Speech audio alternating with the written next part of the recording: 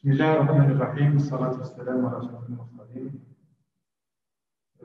Dans cette matière, on va étudier le cours Tribologie et modification du système mécanique qui est dédié au niveau Master 2 électromécanique maintenance industrielle, spécialité maintenance industrielle. L'objectif d'enseignement. L'objectif d'enseignement est de maîtriser les notions de base de la tribologie. Donc, la tribologie est l'étude du frottement, de la lubrification et de l'usure et la dégradation de la matière. Donc, on a, pour étudier la tribologie, on a besoin de modéliser et résoudre les problèmes qui sont liés au frottement, la lubrification et bien sûr l'usure. Donc, à la fin de ce cours, donc, on aura une évaluation, c'est-à-dire l'évaluation sera composée de 60% une note d'examen et 40% une note de contrôle continu. Donc, le contenu de cette matière, donc, on va commencer par l'introduction générale. Dans l'introduction générale, on va voir l'historique, le lien de la tribologie avec l'industrie. Quelques exemples réels de l'impact de la tribologie sur les pièces ou les composants mécaniques. Dans le deuxième chapitre, on va voir surface et interface. Et bien sûr, on va voir comment on représente l'état de surface ou la rugosité, c'est-à-dire en la mise au journal. Comment la mesurer et comment la représenter, c'est-à-dire dans un dessin industriel de définition bien façon.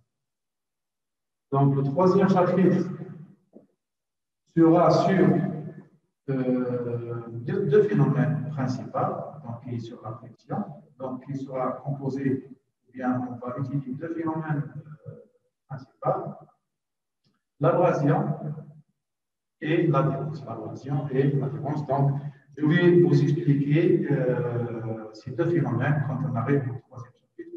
Et bien sûr, il y aura une partie importante qui sera dédiée sur le choix des matériaux utilisés pour lutter, soi-disant, contre le frottement, ou bien pour, c'est-à-dire l'utiliser justement pour le frottement comme le système de freinage, plaquette de frein et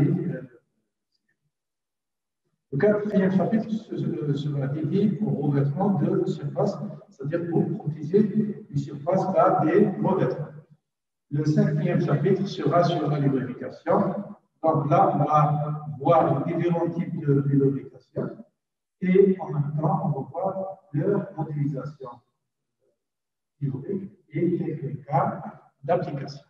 Et à la fin, là, du lubrifiant, c'est-à-dire que ce soit de l'huile ou de la graisse, et quelques applications, bien quelques exemples, comme on va voir dans le sixième chapitre, différents mécanismes de lubrification par graissage ou par.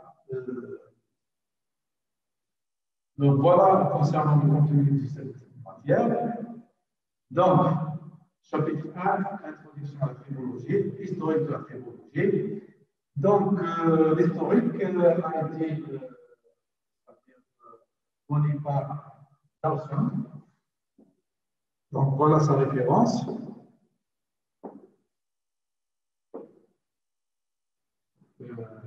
Donc, dans ce livre, il explique l'histoire de la tribologie. Donc, il a été conclu que l'ingénierie de lubrification ne pouvait offrir à elle seule une réponse pour lutter contre le frottement et l'usure des composants de la machine. Une approche interdisciplinaire englobant la mécanique des solides, la mécanique des fluides, la chimie sur des matériaux est essentielle. En effet, c'est la tribologie qui fait le lien entre ces quatre disciplines. Donc voilà, donc la tribologie qui fait le lien entre ces quatre disciplines. Donc, une commission, dite commission Jost, a fait un rapport en 1966 qui a fourni une estimation, c'est-à-dire des coûts liés c'est-à-dire aux effets de l'usure et de la lubrification, c'est-à-dire les pertes d'argent qui sont liées à la lubrification et à l'usure. Et à cette époque-là, le coût estimé était de 300 millions de livres par an, c'est-à-dire il se trouve 300 millions de livres. Et à cette époque, c'était un chiffre très important. Aussi, ils ont évalué les possibles économies réalisables avec des perfectionnements techniques, c'est-à-dire qu'ils ont proposé c'est-à-dire d'autres alternatives pour, bien sûr, améliorer la lubrification, pour l'étude contre l'usure et pour gagner de l'argent. Donc, le rapport Jost a été produit par un comité du département britannique de l'éducation et des sciences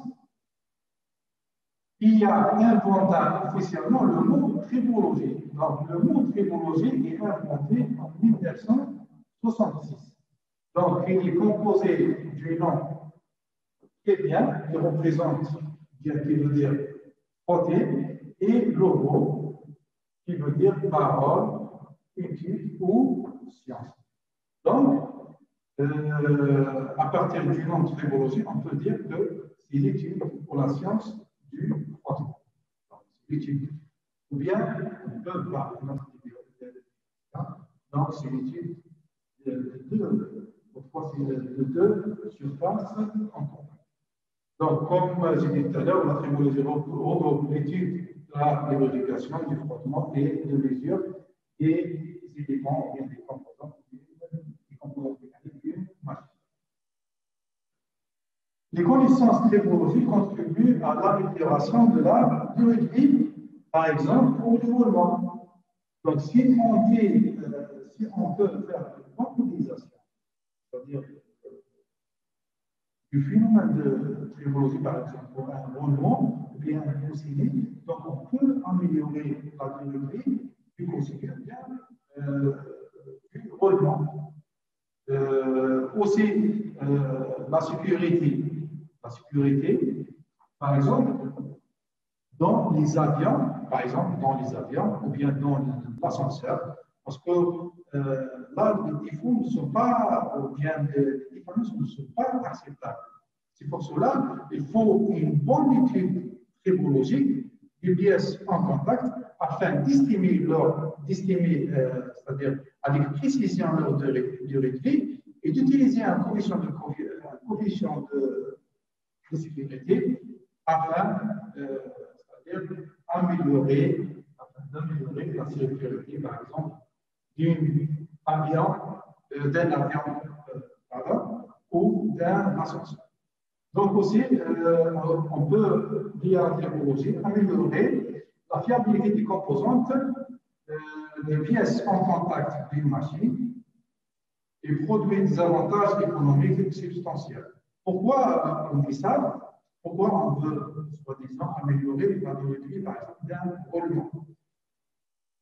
Le changement d'un roulement, par exemple, dans une chaîne de production, donc, ce n'est pas que d'acheter un roulement et de la remplacer. C'est-à-dire là, on va perdre le temps de remplacement, le temps d'arrêt de la chaîne de production, le coût du roulement et le coût du remplacement et le coût, c'est-à-dire des pertes, c'est-à-dire des produits, c'est-à-dire qui ont été, soi-disant, fabriqués dans cette période d'arrêt. C'est pour cela l'arrêt d'une chaîne de production, ça coûte beaucoup d'argent. Donc, les conditions tribologiques contribuent à l'amélioration, c'est-à-dire de la durée, et on peut éviter quelques pertes d'argent et de temps. Une avancée majeure en sciences tribologiques a eu lieu à partir des années 80, surtout avec le développement des microscopes, par exemple optiques, à balayage électronique ou à force atomique. Donc, ces microscopes nous permettent de prédire et estimer le comportement d'un contact avec une seule aspérité. Donc, aspérité, donc peut-être que vous visualisez le tableau.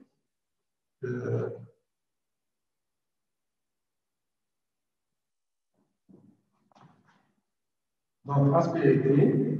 Aspérité, si on a une surface comme ça, par exemple, on a une surface. Si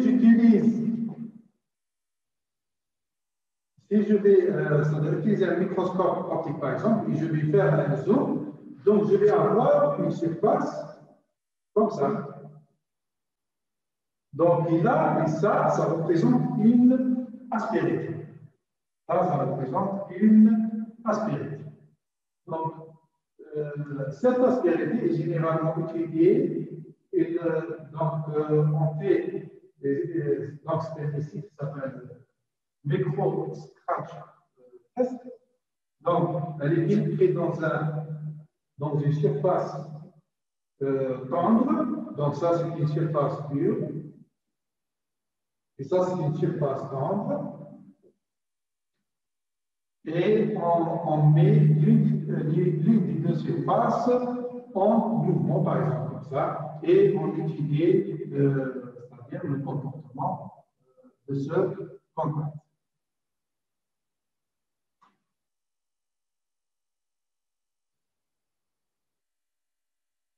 Donc, voilà.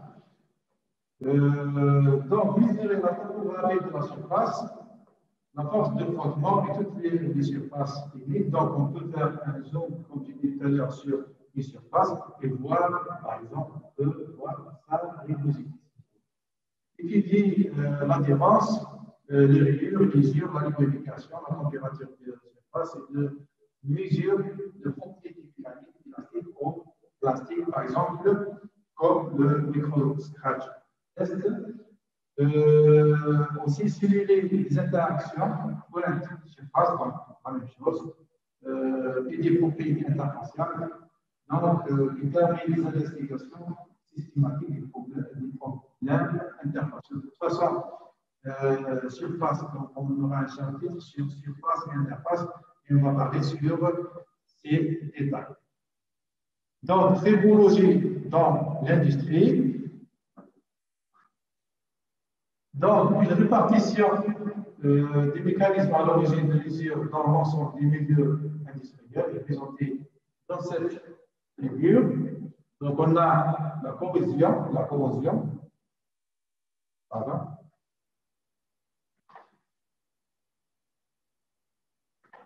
Donc, on a la corrosion, donc elle représente 5%, donc elle résulte d'une interaction chimique de la surface avec le milieu environnant. Donc là, quand on met l'eau avec de fer ou bien l'acier, donc on aura la corrosion. Donc on a la partie superficielle, et ça, c'est un contact, soi-disant, c'est un contact entre deux surfaces qui est répété. Donc, l'une des deux surfaces, elle va, soi-disant, se fatiguer, et on va avoir des ruptures sur la surface, et on va avoir des fissures, soi-disant, des fissures, des cavités, etc. Donc, ça représente 10%. L'érosion, ça, c'est le fluide quand il est éjecté sur une surface avec une grande pression. Donc, la matière va être enlevée de cette surface, et on va avoir des cavitations, etc. Ça s'appelle l'érosion, et représente 10%. Donc, les deux phénomènes qui seront abordés dans le troisième chapitre sur la friction, donc sera l'adhésion et l'abrasion. Donc, l'adhésion, on aura deux surfaces, c'est-à-dire l'une adhérée sur l'autre avec des micro-soudures des aspérités. Donc là, c'est l'adhésion, c'est-à-dire que l'abrasion, c'est ça. L'abrasion, c'est ce phénomène. L'abrasion, c'est le phénomène, c'est-à-dire que vous avez une aspérité comme ça. Pardon. Donc, qu'est-ce qu'on a? Une aspérité comme ça. Pardon.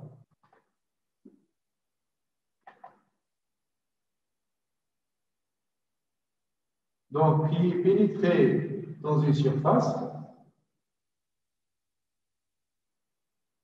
Donc, voilà, qui est pénétré dans une surface, elle va, c'est-à-dire sur la surface, elle va laisser des rayures, c'est-à-dire, et ça représente bien sûr une usure surfacique, c'est-à-dire par abrasion. Donc voilà, donc par l'usure, on entend en général la dégradation et la perte de fonctionnalité. C'est-à-dire quand on va avoir, par exemple, dans le cas de l'abrasion, quand on va avoir c'est-à-dire des rayures, donc la surface ne sera pas fonctionnelle. Mécaniquement, ne sera pas fonctionnelle et elle va détruire toute une chaîne d'éléments ou bien de composantes mécaniques. Donc, voilà, le phénomène affecte généralement l'ensemble des composantes des équipements industriels, donc peut-être une ou plusieurs composantes mécaniques qui seront détruites à partir, si par exemple une surface sera, c'est-à-dire une surface perd sa fonctionnalité par des empreintes de rayures, etc. Donc, les coûts annuels de mesure dans les pays industrialisés sont estimés à des centaines de milliards de dollars. Pièces de rechange, premier roulement à chaque fois monté de rechange, les cosignées, etc. Donc, la main-d'œuvre, puisque c'est-à-dire celui qui va faire la rechange, c'est-à-dire c'est un coût supplémentaire pour la main-d'œuvre, le temps d'arrêt des équipements, de toute une chaîne de protection. Donc, en général, l'usure conduit ou bien affecte la productivité et mène à une surexploitation ou à une surconsommation indirecte des matières premières et des ressources naturelles. Donc, voilà. Donc, tous les secteurs industriels sont concernés par la tribologie. Parmi les plus touchés, on cite par exemple l'industrie minière, la sidérurgie et la mise en forme du matériau, que ce soit la fonderie, l'emboutissage, le forgeage, etc. Donc, on a beaucoup de descriptions en contact et ils se frottent l'une sur les autres. Et à partir de là, on va avoir des phénomènes qu'on a parlé tout à l'heure, c'est-à-dire l'abrasion, l'adhésion, peut-être la fatigue, etc. Donc, le secteur des pâtes et papiers, les procédés chimiques, la construction navale, etc. Donc, les connaissances technologiques peuvent aider à améliorer la durée de vie des composantes mécaniques et la sécurité, telle que les deux exemples que je vous ai c'est-à-dire dont on a parlé tout à l'heure, qui est sur, par exemple, dans les composantes mécaniques d'un avion ou bien d'un ascenseur. Donc, l'avion a des composants en interaction de la machine et produit des avantages économiques substantiels. Une défaillance peut être évitée grâce aux connaissances tribologiques. Donc, les connaissances tribologiques, c'est-à-dire la modélisation de deux surfaces en contact, que ce soit lubrifiant à sec, peuvent, c'est-à-dire améliorer la durée de vie des composantes mécaniques et réduire les coûts d'entretien ou de rechange, etc. Donc, quelques exemples nécessitant des connaissances tribologiques. Donc là, je je vais sélectionner quelques exemples. Donc, on a un joint d'étanchéité. Donc, c'est un joint en graphite de carbone. Donc, qui est illustré dans la figure qui est devant vous, et utilisé pour éviter les fuites de vapeur et utilisé dans l'industrie du papier. La différence de ce composant est due à l'usure adhésive, c'est-à-dire c'est-à-dire le joint d'étanchéité qui est illustré devant vous, donc qui est en contact avec un arbre. Donc, il y a donc le contact entre l'arbre et le joint d'étanchéité se fait par adhésion, c'est-à-dire périphérique. Et là, on va voir, c'est-à-dire, vous voyez ici des piqûres, etc. Donc, des enlèvements de la matière grâce au soudage entre des points c'est-à-dire des points du joint des aspérités du joint d'étanchéité et plusieurs adhésifs provoquent une surface inégale qui entraîne une réduction de la zone de contact mécanique. C'est-à-dire là, on aura une réduction entre, c'est-à-dire qu'on aura des fuites entre le joint d'étanchéité et là, on va donc on aura une fuite de vapeur. Pour une même charge imposée, la réduction des contacts mécaniques augmente le niveau de contrainte et donc les risques de défaillance. Donc, une fois qu'on aura des espaces entre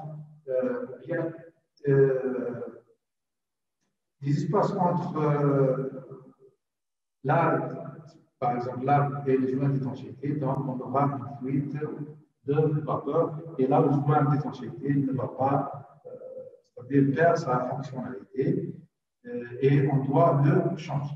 L'exemple numéro 2 est donc ce sont les cas.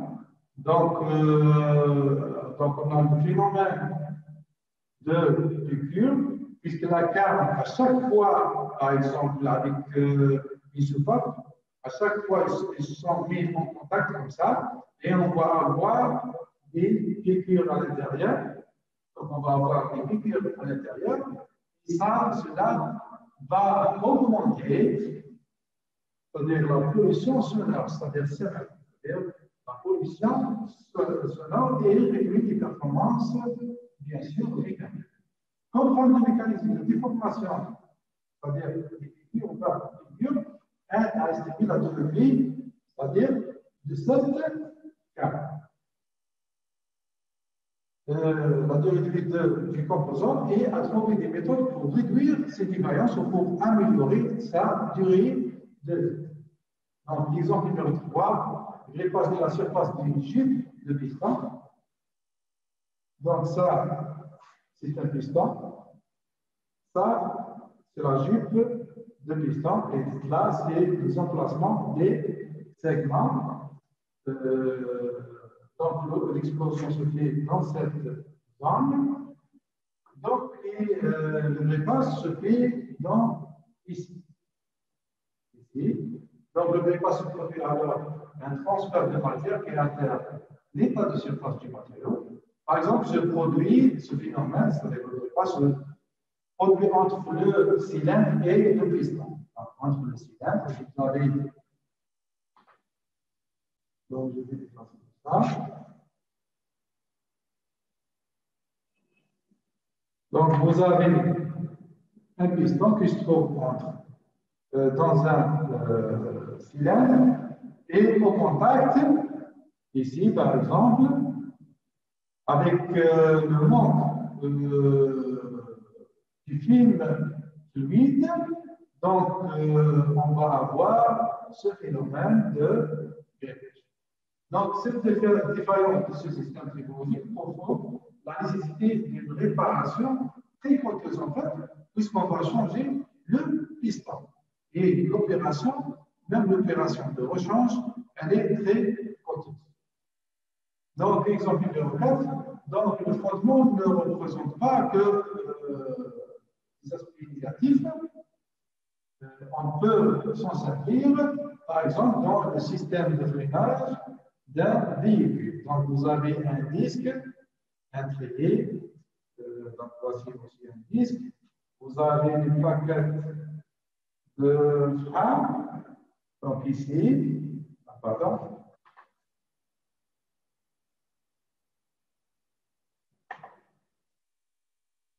Donc, voilà, la plaquette de frein. Et bien sûr, des éléments de fixation, etc. Donc, voilà. Donc, un disque avec des plaquettes de frein sont utilisées. Le disque est de fente spéciale fixé sur le moyeu de la roue qui tourne avec la roue, donc ici. Donc, voilà. Et les chevauchés par un fil, donc le fil, c'est ça. De forme nue, comme vous voyez dans la figure, qui porte deux plaquettes de frein recouvertes d'une matière à haute coefficient de frottement. Et bien sûr, là, c'est-à-dire qu'on souhaite que l'usure soit au niveau des plaquettes de frein que le disque. Donc, on veut à chaque fois changer les plaquettes de frein que de changer le disque. Et là, le choix des matériaux utilisés dans les frottements bien tribologiques donc est très important. Et c'est pour cela, dans le troisième chapitre, donc je vous ai mis une bonne partie sur le choix des matériaux. Donc, quand les freins sont actionnés, plusieurs cylindres, contenant chacun un piston mobile appliqué, c'est-à-dire quand on va appliquer les plaquettes de frein sur ou bien contre le disque, celui-ci est fini, ainsi que la roue, puisque les deux sont reliés ensemble sur le moyen. Donc, la force de frottement entre les plaquettes et le disque crée le couple de freinage, mais aussi de la chaleur qui doit être évacuée, comme ici, regardez dans le disque, donc ici. Donc, on a, c'est-à-dire des vitres dans le disque afin de refroidir, c'est-à-dire le disque c'est-à-dire cette chaleur cette augmentation de la chaleur qui est due au frottement. Donc, elle est refroidie via ces éléments, donc ici. Donc, voilà. Donc, la force de frottement entre les plaquettes, les plaquettes et le disque crée le couple de freinage, mais aussi de la chaleur, donc, qui doit être évacuée ou bien refroidie le plus rapidement possible pour éviter une déformation qui est thermomécanique. Ce système tribologique nécessite des matériaux puissants, comme j'ai dit tout à l'heure, ayant des conditions de frottement et d'usure adéquates, c'est-à-dire bien utilisées. Il faut bien déterminer le coefficient et la force et le coût du frottement. Donc, le cinquième exemple, c'est la défaillance d'une roue dentée, Ajala Moussamina. Donc, on voit ici que les dents les dentures sont enlevées à cause d'une contrainte ou bien d'une force de contact excessive. Donc, déterminer par l'utilisation théorique ou numérique les contraintes de contact aide à développer une équation ou bien une théorie d'estimation de la durée de vie perspective ou bien qui correspond aux empreintes. Donc, les études sur les paliers à faire d'huile, puisque les paliers, les paliers c'est-à-dire, on peut distinguer deux types de paliers, c'est-à-dire des roulements ou bien des fils d'huile qui se retrouvent, c'est-à-dire entre un alisage et un arbre, par exemple.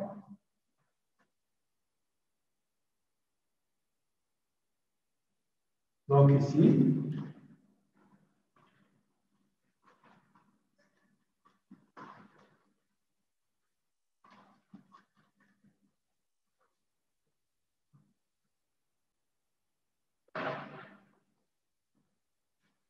Donc, entre un arbre,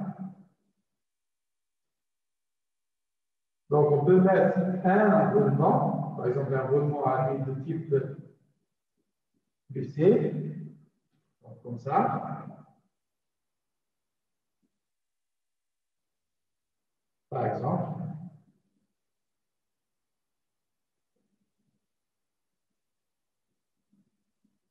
J'espère que les détails seront clairs dans la vidéo. Donc voilà. Donc je peux séparer entre un arbre et un alzage par un roulement. Ou il y a une autre solution technologique en utilisant, c'est-à-dire vous avez un alzage qui est séparé d'un arbre à travers d'un film d'huile. Donc, le film d'huile, se trouve entre l'arbre et l'alissage. Donc, ça, c'est alissage. Donc, j'espère que les deux exemples seront clairs. Donc,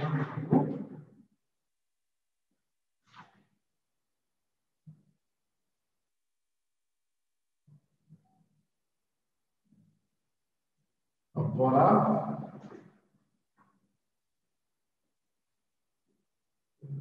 Les études sur les paniers à fil d'huile, donc les roulements à rouleau, etc., les joints d'étanchéité, les engrenages, les câbles et les freins font partie des applications dans lesquelles la technologie est reprise. Donc, et dans la trémologie, donc on a besoin de 4 spécialités, comme je disais tout à l'heure. Il y a 4 spécialités, la mécanique civile, la mécanique électrique, la chimie et les sciences des matériaux. Donc, les conditions de base acquises par le cours de trémologie sont très utiles pour les industries liées à l'énergie, à la sécurité, aussi montrées à l'industrie pétrolière, etc. Par conséquent, le cours de trémologie est souvent désigné comme trémologie industrielle ou appliquée. Considération économique. Une étude récente a montré que dans une voiture moyenne déplaçant à 60 km/h, les pertes par frottement représentent 33% de l'énergie mécanique fournie par le moteur. C'est-à-dire, ici, on a l'énergie du carburant qui est consommée qui est à 100%. Donc, elle est divisée. Donc, on a les charbons qui vont consommer 33%. Le refroidissement 29% et la puissance mécanique qui sera de, donc il va rester 38% pour la puissance mécanique. À partir de ces 38%, donc on a 5% qui va être utilisé pour résister à l'air et on a 33% que j'ai parlé tout à l'heure, 33%, c'est-à-dire de l'énergie mécanique fournie par le moteur. Et celle-là, de ces 33%, donc on va utiliser juste 21,5 pour déplacer le véhicule. Donc le reste, c'est-à-dire, elle sera des pertes, c'est-à-dire dans le moteur, la transmission, c'est-à-dire les contacts roulements, etc., le freinage, etc. Donc ça, c'est perte énergétique dans un véhicule automobile. Donc réalisé par ce journal scientifique qui est publié en 2010. Donc, pour l'année 2009, donc, dans ce journal, dans ce travail scientifique, donc 208 milliards de litres de carburant auraient été brûlés pour vaincre le frottement. Donc, ils ont fait une estimation. Ils ont estimé que juste pour vaincre le frottement, ils ont, c'est-à-dire, utilisé 208 milliards de litres de carburant, et c'est un chiffre très, très important, ou bien très, très élevé.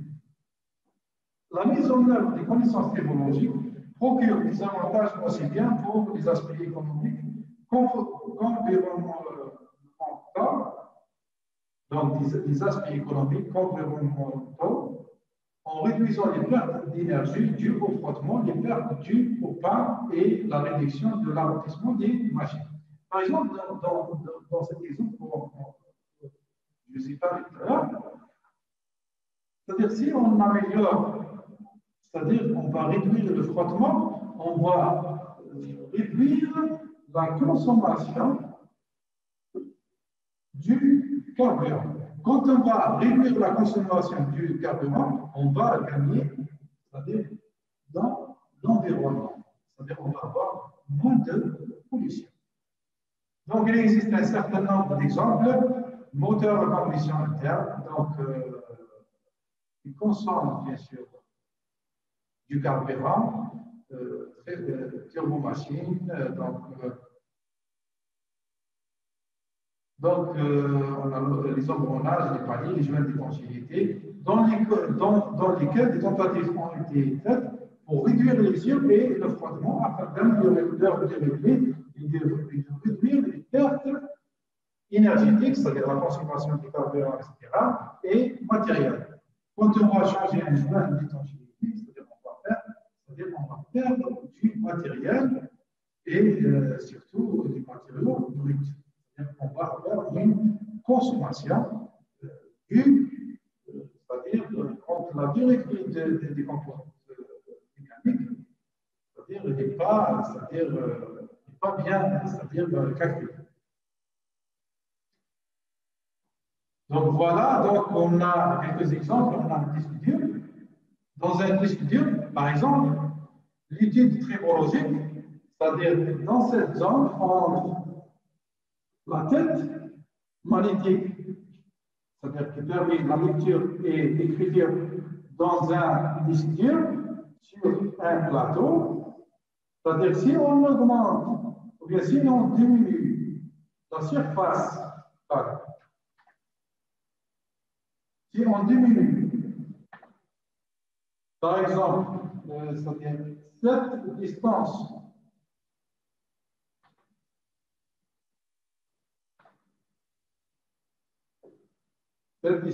entre la tête et le plateau, on peut, c'est-à-dire augmenter l'espace via la densité, via la capacité de stockage. Par exemple, si vous avez un HDD, c'est-à-dire un disque dur de 600 gigas, par exemple, et vous diminuez c'est-à-dire diminuer cet espace, vous pouvez augmenter l'espace de stockage à 8 gigas, par exemple, juste en jouant sur, c'est-à-dire juste en utilisant 8 thermologies. Dans le deuxième exemple, donc on a un moteur à combustion interne. Donc, comme j'ai dit tout à l'heure, dans le cas de l'automobile, environ un tiers, c'est-à-dire 33% de l'énergie combustible consommée est utilisée pour réduire les frottements entre différents éléments mécaniques, tels que, c'est-à-dire le contact entre cylindre et les jeux de segments et cylindre et le piston. Vous avez aussi l'axe de piston avec la bielle dans cette zone. Pardon. Dans cette zone. Voilà. Et vous avez aussi le contact entre le vibroquin et la bielle dans cette zone. Donc voilà. Donc, les frottements sont principalement localisés au contact piston segment et cylindre, bielle axe de piston, bielle hydrocarbure, comme je disais tout à l'heure. Le train de soupape, déroulement et palier, etc. Donc, la soupape, c'est ça.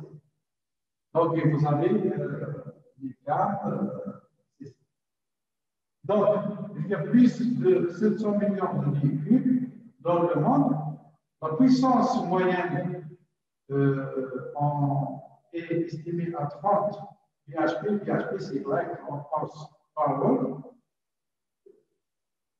Et ça, on va aller à la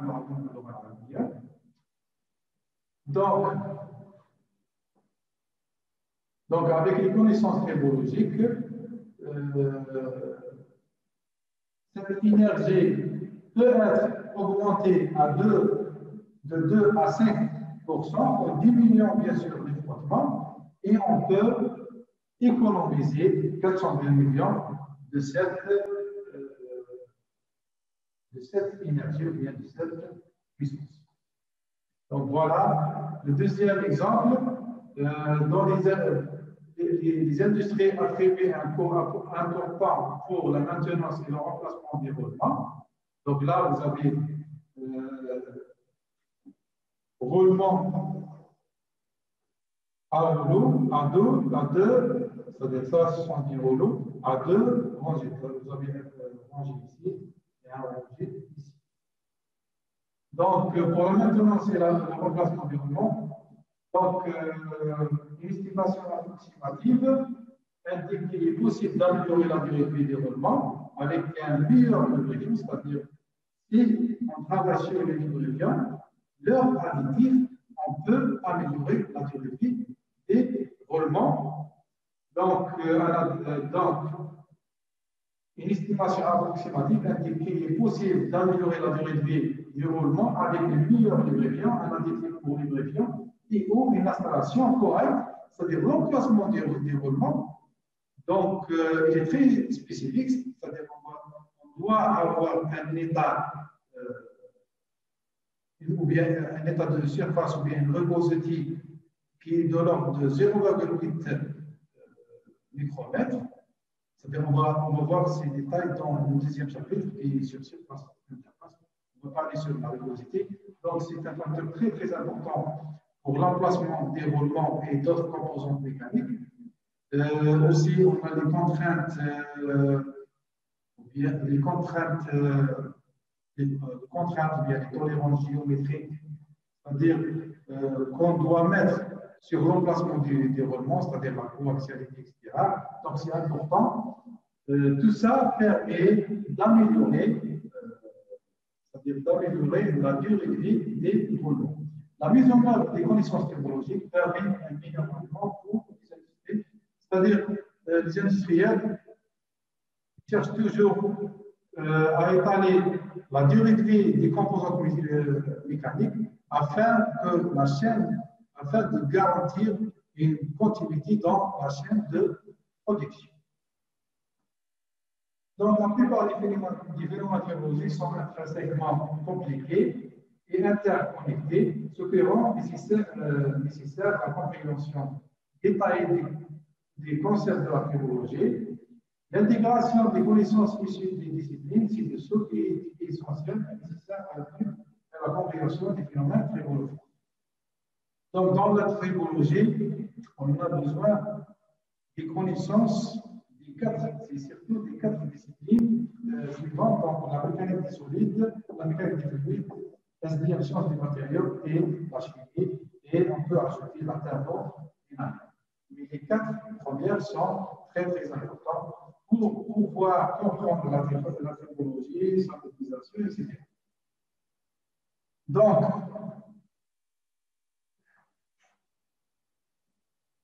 mécanisme de fusion. Donc là, c'est une figure qui représente les mécanismes de fusion. Donc, il existe de nombreux types de mécanismes de fusion. Mais on va parler, bien sûr, sur les mécanismes d'usure courants. Donc, comme l'abrasion, l'adhésion nécessaire, peut-être la corrosion et la fatigue superficielle qui est aussi très, très importante. Donc, dans le deuxième chapitre, on va parler sur les surfaces et interfaces. J'espère que je suis clair pour le premier chapitre. Donc, si vous avez des questions, n'hésitez pas à me contacter. Et je vais laisser ce deuxième chapitre à un deuxième enregistrement dans une deuxième vidéo. Donc, la rêve, ليس علينا كل لكم السلام عليكم ورحمة الله وبركاته.